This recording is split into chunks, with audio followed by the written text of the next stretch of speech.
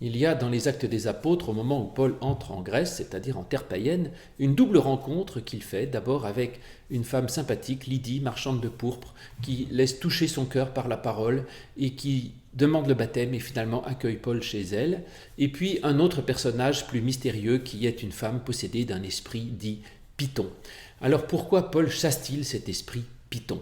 Eh bien parce que il y avait une légende en effet à Delphes en Grèce, on disait que Apollon avait libéré la ville d'un grand serpent Python qui terrorisait la ville, et ainsi Paul, chassant cet esprit Python, est présenté, dit-on, comme le nouvel Apollon qui chasse ces croyances païennes pour y implanter l'évangile. Mais c'est plus que cela, parce qu'il y a quelque chose de curieux dans cette histoire. En effet, la Pythonisse, comme on l'appelle, proclamait quelque chose de très vrai. Elle disait incessamment: ces hommes sont les serviteurs du Dieu très haut, ils vous annoncent la voie du salut. Et donc elle dit quelque chose de vrai. Pourquoi donc Paul se laisse-t-il excéder par elle et la renvoie?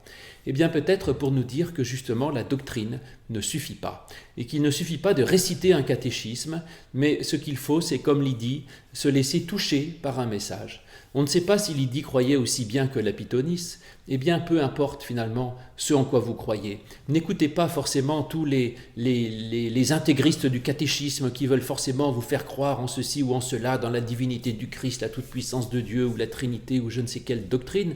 L'important, c'est que cette parole de l'Évangile vous touche et change votre vie. Et même, on dit que les femmes à l'esprit Python étaient aussi ventriloques.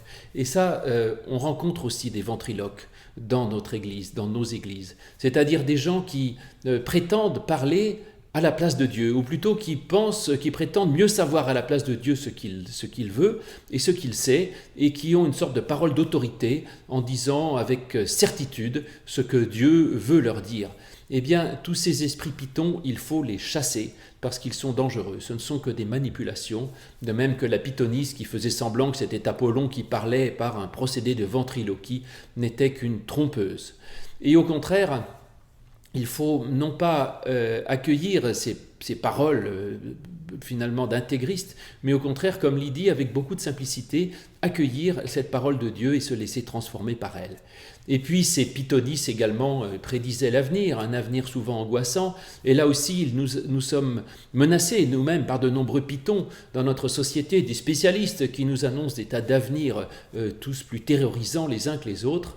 Eh bien, nous voudrions ne pas être du côté des pythonisses, même si parfois ils disent des choses qui sont peut-être vraies, peut-être pas, mais d'être plutôt du côté de Lydie, qui elle ne s'angoisse pas et qui en toute simplicité accueille simplement Paul et Silas chez elle, c'est-à-dire qu'elle accueille cette parole de l'Évangile chez elle, elle se laisse transformer par cette parole, elle accède à une vie nouvelle. Et donc elle n'a peur de rien, parce qu'elle sait que l'amour de Dieu, quoi qu'il arrive, est toujours plus grand que quoi qu'il puisse être dans notre existence, et quoi qu'il arrive, il y aura toujours la possibilité d'aimer et d'être aimé.